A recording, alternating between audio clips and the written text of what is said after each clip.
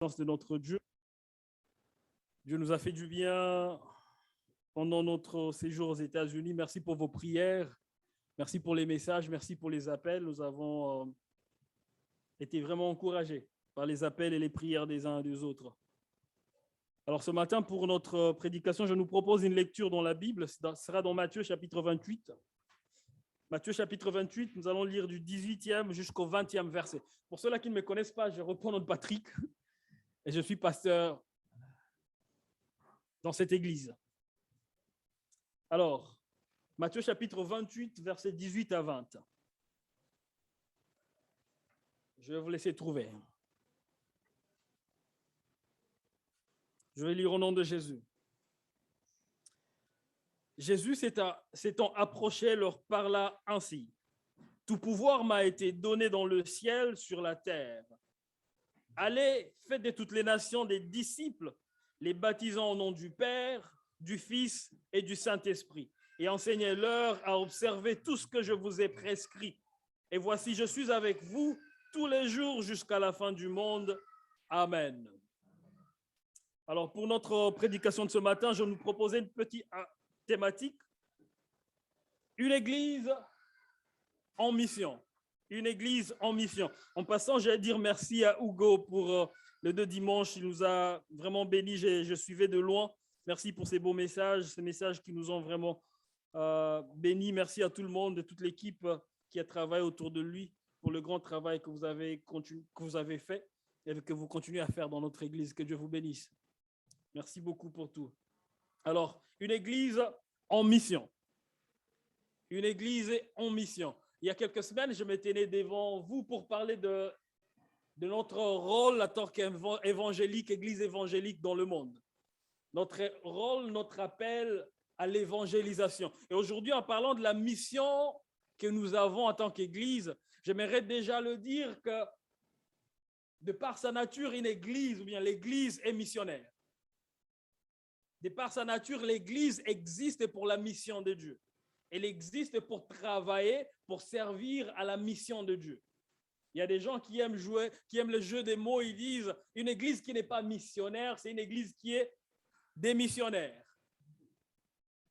Parce que quand l'église ne travaille pas pour la mission de Dieu, elle n'est pas en train de faire, c'est pourquoi elle existe. Et c'est en missiologie qu'on le dit que l'église qui ne travaille pas dans la mission de Dieu, c'est une église qui est en train de passer à côté de sa raison d'être. Parce que la raison d'être de l'église, c'est travailler dans la mission de Dieu. Et la mission de Dieu, c'est sur la terre.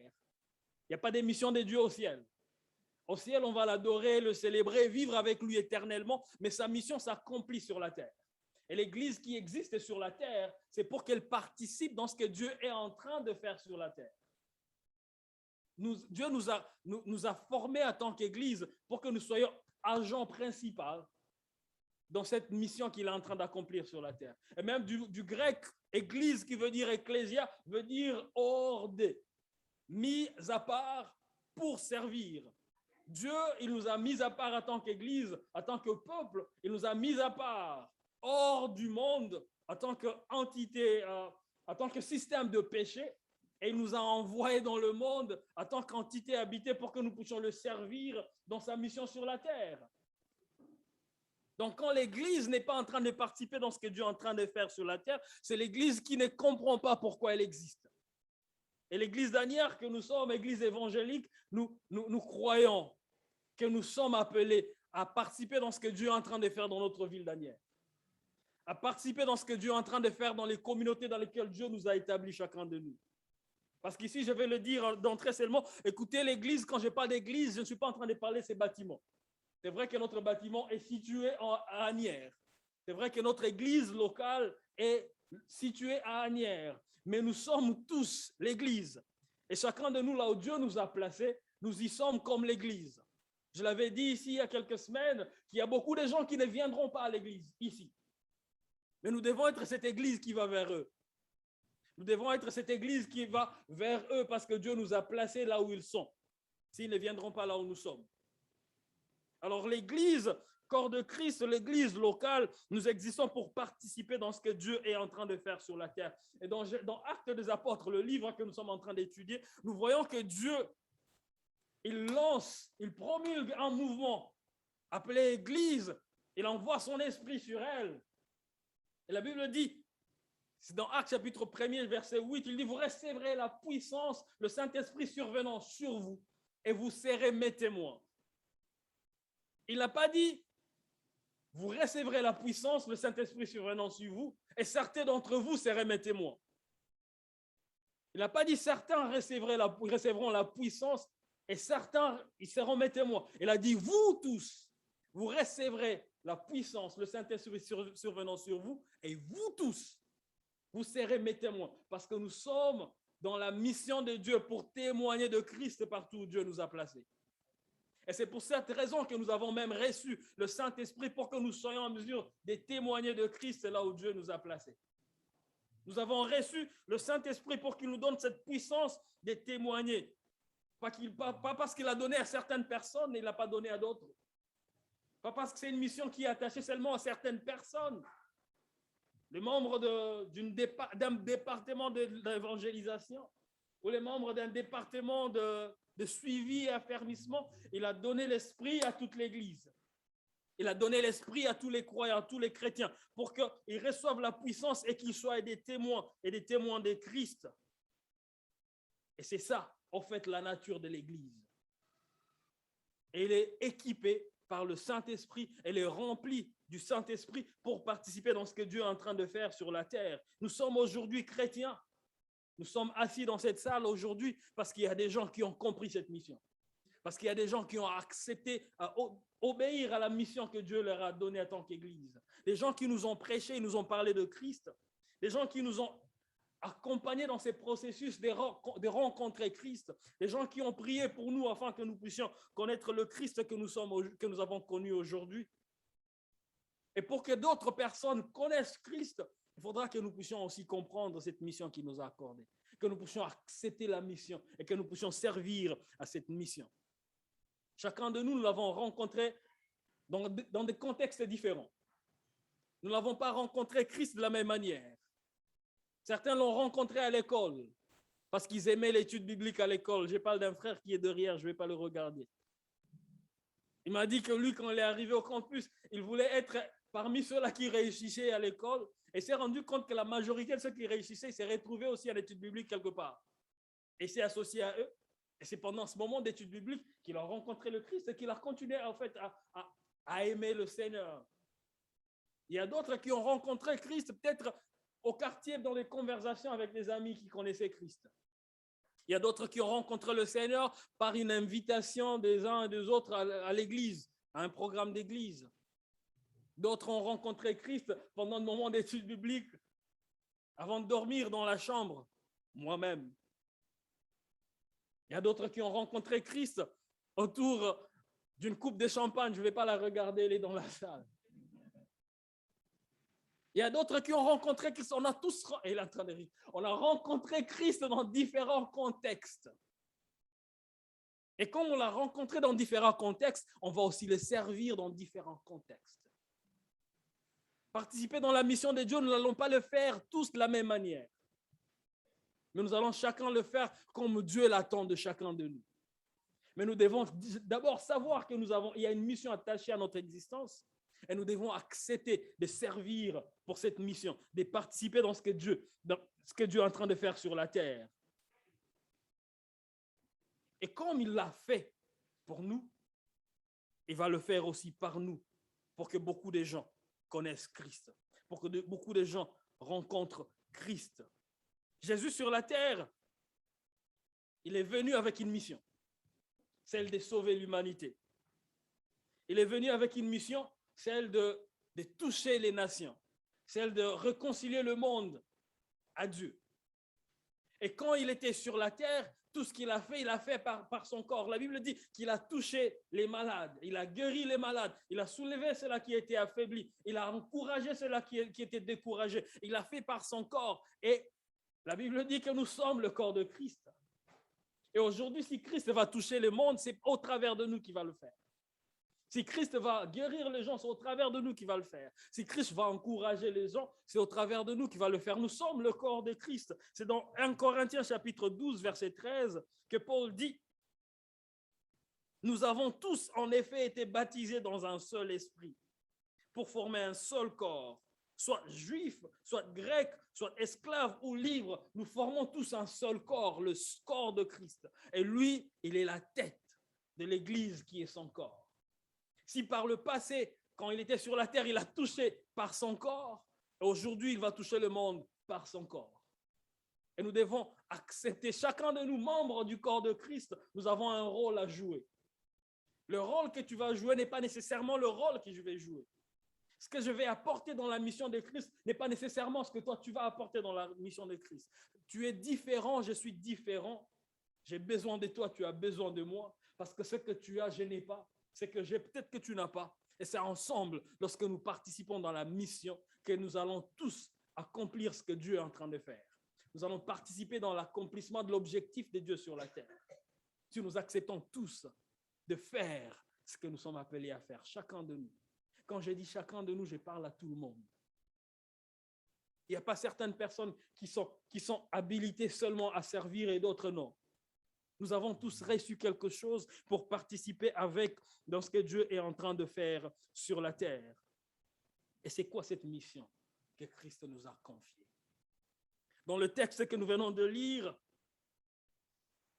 nous voyons un Christ, le Seigneur Jésus, qui est ressuscité.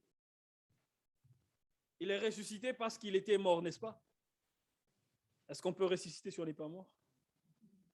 Il est mort et après il est ressuscité. Et là, il se retrouve en face de ses disciples. Il veut rentrer vers le Père qui l'a envoyé, mais il donne une mission à ses disciples. Il dit, allez et faites de toutes les nations mes disciples. Lui qui est venu sur la terre avec une mission, celle de sauver l'humanité. Dans Jean chapitre 3, verset 16, la Bible dit, car Dieu a tant aimé le monde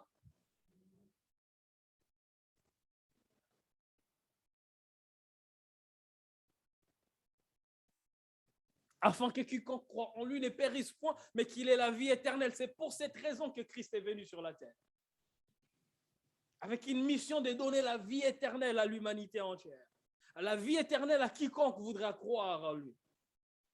Il est venu et pour ça, il a donné sa vie. Il est mort sur la croix afin de prendre notre place, de prendre notre mort, de prendre notre péché et de nous donner la vie. Et après avoir accompli cela sur la croix, il est ressuscité. Et là, il va revenir, il veut rentrer vers son Père. Que dis-je? Il veut rentrer vers notre Père. Et il veut confier la mission de continuer ce qu'il a commencé sur la terre. Il le confie à ses disciples. Il le confie aux gens qui l'ont nié il y a quelques jours. Ils l'ont renié il y a quelques jours. Juste avant sa mort, alors qu'on l'attaquait, tous ses disciples, ils ont disparu. Ils ont fui pour se cacher. Parce qu'ils ont peur, ils l'ont abandonné. Mais c'est à ces personnes qui l'ont abandonné il y a quelques jours qu'il confie la mission de continuer ce que lui il a commencé sur la terre. Ces personnes qui, devant les yeux de beaucoup de gens, ils ne représentent pas grand-chose. Ils n'ont pas les capacités qu'il faut, ils n'ont pas l'expérience qu'il faut, ils n'ont pas les connaissances qu'il faut. Et moi, je regarde, je dis, mais Christ, tu es sûr? C'est à ces gens que tu veux confier ta mission, la mission du salut de l'humanité. Tu veux confier à ces gens? Ils t'ont abandonné il y a quelques jours. Tu étais là, ils t'ont abandonné. Alors, comment ça sera quand tu ne seras pas là? Devant la souffrance, devant la peur, ils t'ont abandonné, ils sont partis. Et là, maintenant, tu veux leur confier la mission du salut de l'humanité. Christ, est-ce que tu as pris le temps de réfléchir? Ça, c'est le jeune homme, moi, éduqué, ayant reçu des choses. On m'a dit, non, écoute, avant de faire beaucoup de choses, il faut t'asseoir, il faut identifier des choses. Et là, je regarde Christ, je dis, mais peut-être Christ n'a pas bien réfléchi. Christ, peut-être que tu as besoin d'enrôler d'autres personnes. Tu as besoin de chercher des personnes efficaces pour cette mission. Mais Christ, il est en train de parler à ces gens qui sont en face de lui, ces gens qui l'ont abandonné. Et c'est ici que j'aimerais dire à quelqu'un, peu importe ce qu'on a fait dans le passé, Christ a toujours besoin de nous utiliser. Il veut nous utiliser malgré ce que nous avons été contre lui dans le passé, malgré ce que nous avons fait contre lui. Il nous est arrivé aussi peut-être de le renier quelquefois. Mais c'est à nous qu'il confie cette mission. À un peuple, à un groupe, des imparfaits. Et l'Église, c'est ce que nous sommes. Je ne sais pas, bon, peut-être qu'il y a quelqu'un qui est parfait dans cette salle. Si tu es là, tu peux lever ta main. Je viendrai comme ça, tu m'imposes les mains. J'aimerais être comme toi. Quelqu'un a dit, si tu cherches une église parfaite, tu ne l'auras jamais. Il dit, si tu la trouves, dès que tu entres, elle devient imparfaite. Parce que tu ne l'es pas. Et c'est un groupe des imparfaits comme nous. C'est à ces groupes qui confient la mission pour le salut de l'humanité. Il dit, allez et faites de toutes les nations mes disciples.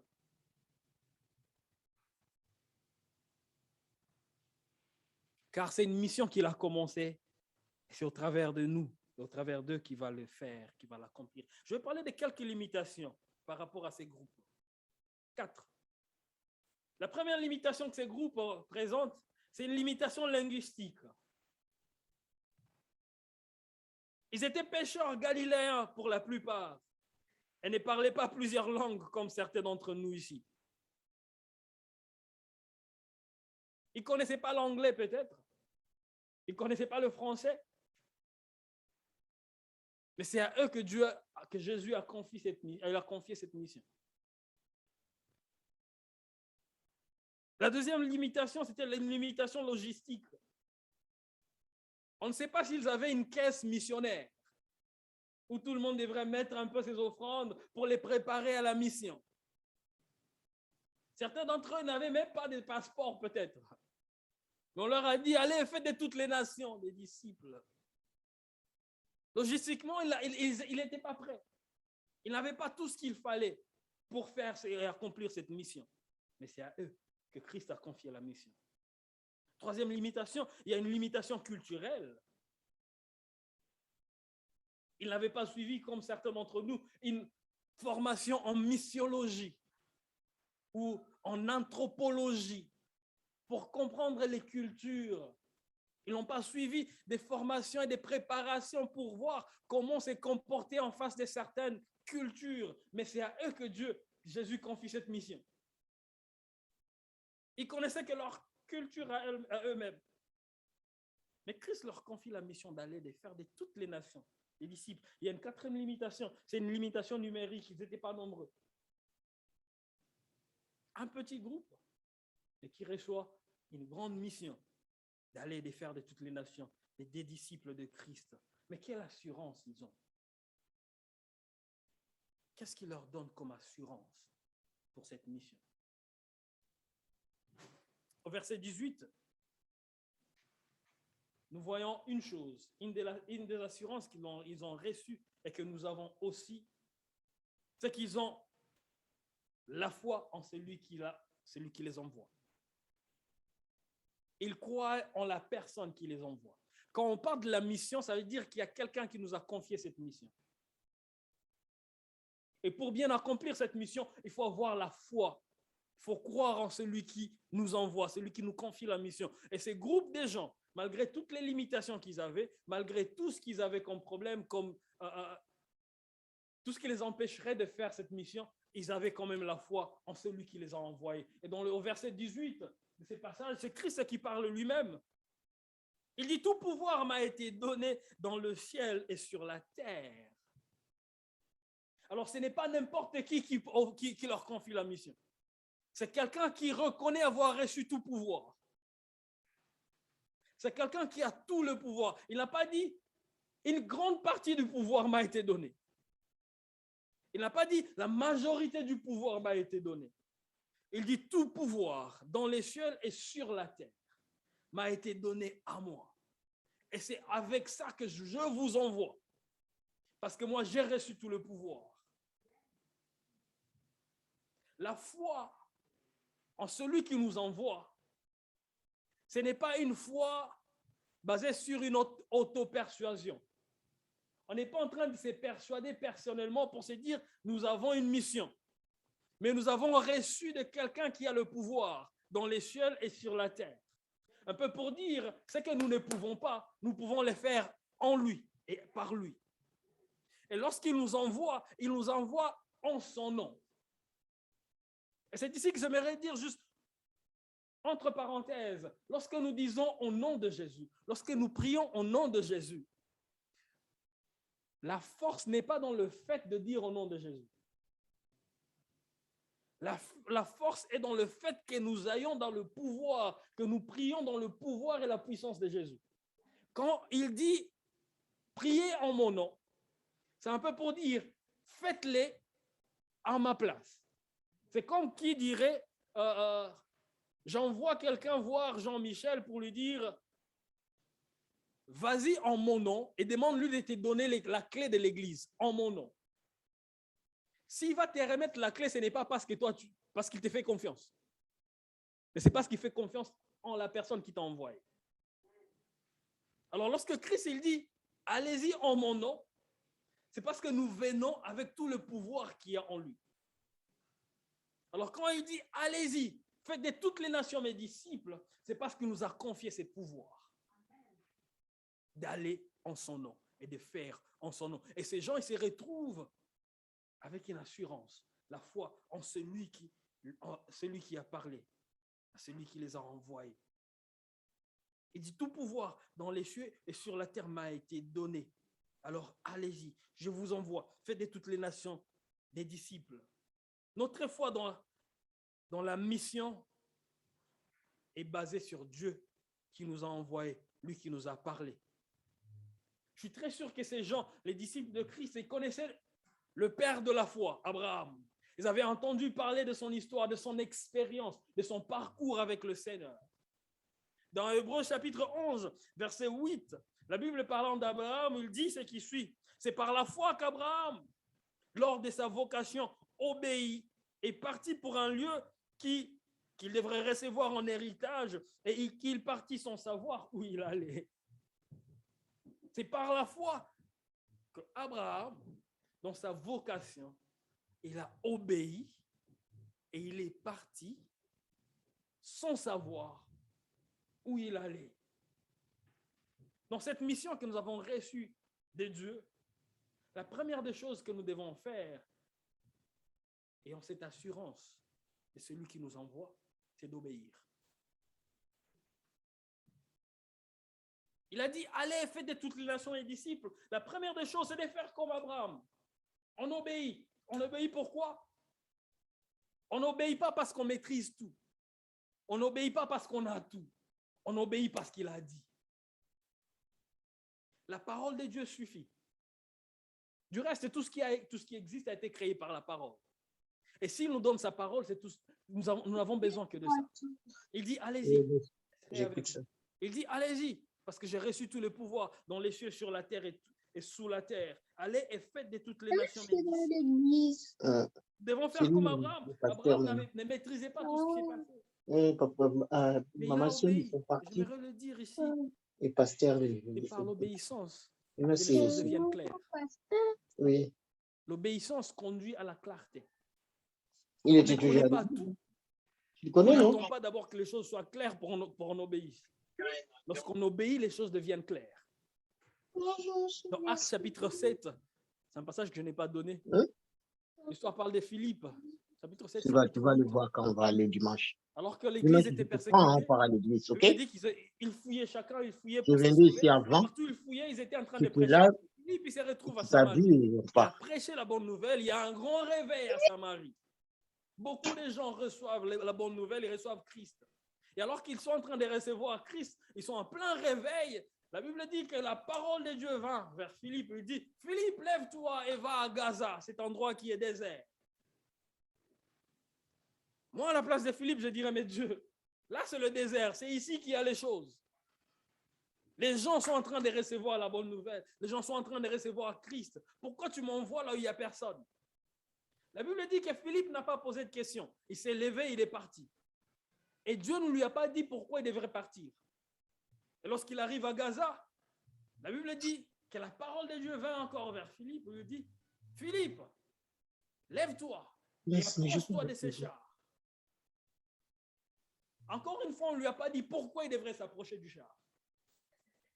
Ça devient maintenant un peu clair. En quittant Samarie, on ne lui a pas dit qu'il y avait un char. Mais quand il a obéi, il est arrivé à Gaza. C'est devenu plus clair. On lui a dit, va et approche-toi de ces chars. C'est seulement lorsqu'il s'est approché de ces chars, il a rencontré un Éthiopien qui était en train de lire la prophétie d'Ésaïe, qu'il a compris pourquoi Dieu l'avait envoyé là-bas. Il lui dit, mais est-ce que tu comprends ce que tu es en train de lire? Il dit, comment je comprendrais s'il n'y a personne pour m'expliquer? Philippe comprend directement. Si Dieu m'a envoyé de quitter la Samarie pour venir jusqu'ici, c'est pour que je parle à cette personne. Mais Dieu ne lui a pas tout dit quand on lui a demandé de quitter. Si Philippe attendait la clarté pour obéir, il n'allait même pas avoir la clarté. C'est en obéissant que les choses sont devenues claires. Tu veux que les choses soient claires dans cette mission, obéis d'abord. Et les choses deviendront plus claires. L'obéissance conduit à la clarté. Abraham, il a obéi et il est parti. Et nous devons tous obéir pour partir.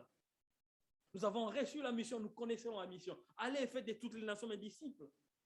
Nous la connaissons, cette mission. Mais nous faisons beaucoup de choses. Nous faisons beaucoup de choses, mais nous ne faisons pas la chose qu'on nous demande. Nous organisons des conférences sur la mission. Nous organisons des études bibliques pour comprendre ce que Dieu a dit dans Matthieu chapitre 28, verset 19. Nous organisons des moments d'études pour chercher un peu à comprendre ce que ça veut dire dans l'original. Nous mémorisons ces passages. Nous les connaissons par cœur. Allez et faites de toutes les nations mes disciples. C'est ce qu'il a dit. Alors imaginez, vous êtes parents, vous donnez une mission ou bien une tâche à vos enfants à la maison le matin. Vous dites, mais écoutez, chers enfants, faites les ménages de la maison aujourd'hui. Et le soir, on va sortir manger le pizza ensemble. La mission, c'est quoi? C'est de faire le ménage. Les enfants, ils s'élèvent, ils disent, papa a dit ou maman a dit, faites les ménages. Et le soir, on va aller manger le pizza. Ils invitent tous les enfants, ils disent, on doit étudier ce que papa nous a dit. On va étudier un peu les tournures de ce que papa nous a demandé de faire. Faites les ménages. En fait, le verbe faire qu'il a utilisé là-bas, ça veut dire ceci. Faites les ménages. Et le soir, je vais vous amener manger le pizza. On invite les gens du quartier, on dit, mais écoutez, il y a une mission qu'on nous a donnée. Et voici, c'est quoi la mission? Faire le ménage. Les ménages, et après, il y aura une pizza. On s'est dit, mais en anglais, ça dirait quoi un peu? J'aime tout ça. Non, j'aimerais l'étudier un peu dans une autre langue. Qu'est-ce qu'il a dit réellement? On fait tout, sauf ce qu'on nous a demandé de faire. C'est la même chose que nous faisons avec ces passages. Nous l'étudions, nous faisons beaucoup de choses, nous parlons de ça. Nous crions, nous organisons des conférences sur ça. Mais est-ce que nous faisons ce qu'on nous demande? Il ne nous demande pas de les mémoriser. Il ne nous demande pas de comprendre, de connaître les tournures autour de ce qu'il a dit. Il nous demande seulement d'aller et de faire. C'est à nous d'aller et de faire. C'est bien d'étudier. C'est bien de chercher à comprendre, mais c'est mieux de faire. Abraham, il a obéi sans connaître beaucoup de choses.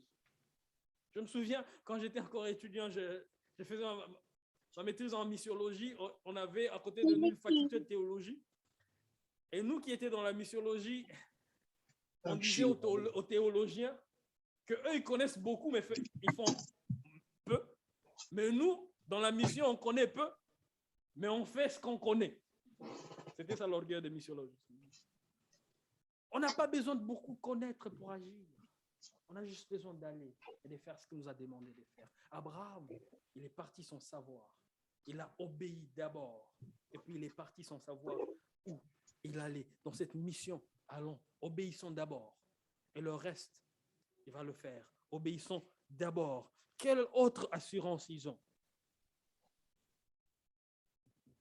Il leur a promis sa présence.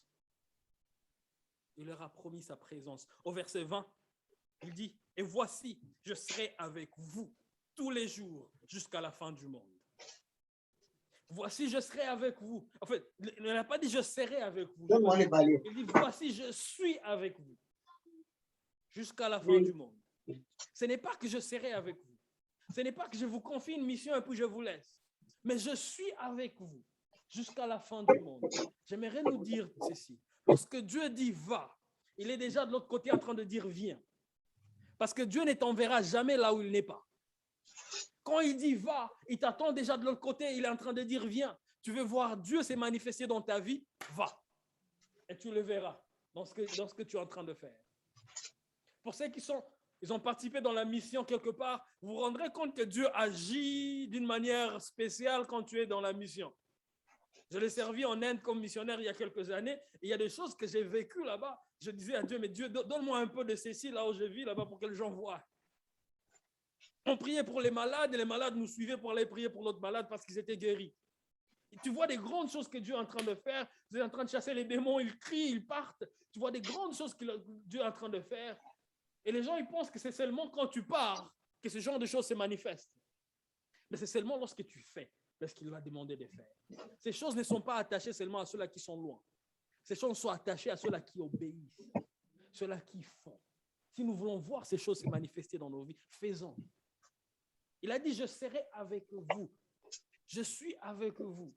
Et quand Dieu nous envoie, quand Dieu nous demande de faire quelque chose, tout ce qu'il attend de nous, c'est la disponibilité. Quand nous acceptons de faire, il court lui-même pour le faire en nous et par nous. Parce que nous ne pouvons pas le faire de nous-mêmes. Il a juste besoin des gens qui vont accepter et dire, je suis là, envoie-moi. Parce que tout ce que Dieu fera sur la terre, il le fera au travers des gens comme moi et toi. Tout ce que Dieu accomplira sur la terre, il le fera au travers des femmes et des hommes comme moi et toi. Il faut seulement que nous soyons disponibles et disposés pour que Dieu se serve de nous. Il dit, voici, je suis avec nous. Je suis avec vous jusqu'à la fin du temps. Ça, c'est une promesse pour ceux-là qui vont dans la mission. C'est une promesse pour ceux-là qui acceptent la mission. Ce n'est pas une promesse de tout le monde. Cette promesse est attachée à cette mission. Et il dit, allez, faites de toutes les nations mes disciples. Et moi, je suis avec vous. C'est à nous de faire et de faire ce que Dieu attend de nous. De la même manière qu'il a utilisé des gens pour nous parler de Christ. Parlons de Christ autour de nous. Ça ne demande pas beaucoup de choses. Ce n'est pas à nous de produire des résultats. Les résultats, c'est lui qui produit. Nous, nous faisons notre part. Nous parlons de Christ. Nous prions pour les gens. Nous les invitons à Christ. Et Christ va faire ce qu'il va faire. C'est vrai que lorsque nous lançons dans la mission comme ça, il y a de risques. Parce que nous ne maîtrisons pas tout. Certaines personnes peuvent se moquer de nous. On peut perdre des amitiés. On peut perdre des choses, des gens, parce qu'ils ne croient pas en nous. Parce qu'au fait, ils vont nous traiter de tout. Arriérés, des gens qui ne sont pas civilisés, des gens qui sont restés dans l'histoire, dans le passé, des gens qui croient dans des choses qui n'existaient pas, des gens qui vont nous traiter de beaucoup de choses. Mais lorsque nous savons qui nous a envoyés et qui est avec nous, nous n'allons pas regarder à toutes ces choses. Abraham n'a pas regardé autour de lui. Abraham n'a pas considéré tout ce qu'il y avait autour de lui. Il est parti sans savoir. Beaucoup de gens aujourd'hui, ils veulent des situations à risque zéro. Il dit, j'aimerais d'abord être très sûr que ça va marcher. Avant de lui parler de Christ, j'aimerais être sûr qu'il va accepter. J'aimerais être sûr que la personne est prête à recevoir. J'aimerais être sûr que cette personne ne voudrait entendre ce que je suis en train de dire. Non, on n'a pas besoin de toutes ces choses. On a juste besoin de faire ce que nous sommes appelés à faire. Et le reste, c'est Dieu qui va le faire. Dans la foi ou par la foi, ça veut dire qu'il y a aussi des risques à prendre. Nous y allons par la foi. Nous les faisons parce que nous croyons. Nous le faisons parce que nous croyons. Mais nous savons que c'est Christ qui va le faire. Et quand c'est lui qui va le faire, il ne va pas le faire à notre manière. Il ne va pas le faire comme nous le voulons. Il ne va pas le faire quand nous le voulons. Il va le faire à son temps et à sa manière. Il a juste besoin des gens qui vont accepter de partir, des gens qui vont accepter de parler, des gens qui vont accepter de faire ce que lui il attend d'eux. Sommes-nous prêts à accepter la mission qui nous a été confiée? Sommes-nous prêts à aller et faire ce que lui, il attend de nous? Sommes-nous prêts à aller et faire de toutes les nations des disciples? Quand il a dit ça, il n'a pas parlé d'un village. Il n'a pas parlé d'une commune. Il n'a pas parlé d'un pays. Il a parlé des nations. Et pour les nations, c'est chacun de nous, là où Dieu nous a placés. Il y a des gens de toutes nationalités là où nous travaillons. Peut-être pour toi, ton champ d'action, c'est ton travail. Peut-être pour toi, ton champ d'action, c'est ton quartier. Peut-être pour toi, ton champ d'action, c'est le complexe dans lequel tu habites. Peut-être pour toi, le champ d'action, c'est ta famille. Peut-être pour toi, le champ d'action, c'est les gens autour de toi. Mais c'est à toi de faire l'œuvre de Dieu. Qui sait que ces gens sont en train d'attendre que quelqu'un parle seulement? Parce que Dieu a fait le grand travail. Je me souviens avant-hier, alors que je prenais mon vol de Los Angeles vers Istanbul, j'étais assise à côté d'une femme. Elle allait à Tunis pour rencontrer son mari qu'elle n'avait pas vu pendant 2 ans. Je lui ai dit, mais c'est une bonne chose que tu vas aller voir maintenant. Elle me dit, je ne suis pas très sûr. Parce que pendant ces 2 ans, on a vécu beaucoup de choses. Il a perdu des gens de sa famille, j'en ai perdu. Et c'est comme s'il y a quelque chose qui se passe dans sa tête. Moi, je me suis dit, c'est l'opportunité de parler de Christ. Il y a des gens qui sont prêts à entendre. Il y a des gens qui sont prêts à écouter ce que Dieu nous a donné. Nous avons reçu un trésor que le monde attend de chacun de nous. Et c'est à nous de partir. Souvenez-vous de ceci. Si nous sommes sauvés, c'est pour servir. Si nous sommes église, c'est pour participer dans la mission. Et lorsque nous ne le faisons pas, nous devenons des démissionnaires. Et ce n'est pas ce que Dieu attend de nous. Soyons une église en mission.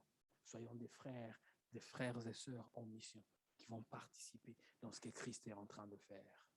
Est-ce qu'on peut incliner nos têtes dans la prière? Seigneur, maintes fois, nous avons récité ce que tu nous as demandé de faire. Nous avons parlé de ça maintes fois. Nous l'avons étudié maintes fois. Mais l'avons-nous vraiment fait? Quand je dis nous, je pense à moi-même aussi. J'ai maintes fois pris beaucoup de temps pour comprendre au lieu de faire ce que toi, tu nous as appelés à faire. Pour ça, je prie que tu nous pardonnes d'abord de n'avoir pas obéi, Seigneur, à ta mission. Tu connais chacun de nous, ce que nous traversons, ce qui nous empêcherait de faire et de participer dans ce que tu es en train de faire autour de nous. Je prie, Père, que tu rencontres chacun de nous là où il est, que tu nous aides, chacun de nous, à participer dans ta mission là où tu nous as placés.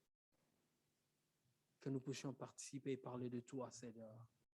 Que nous puissions être témoins, parce que tu nous as donné ton esprit pour ça.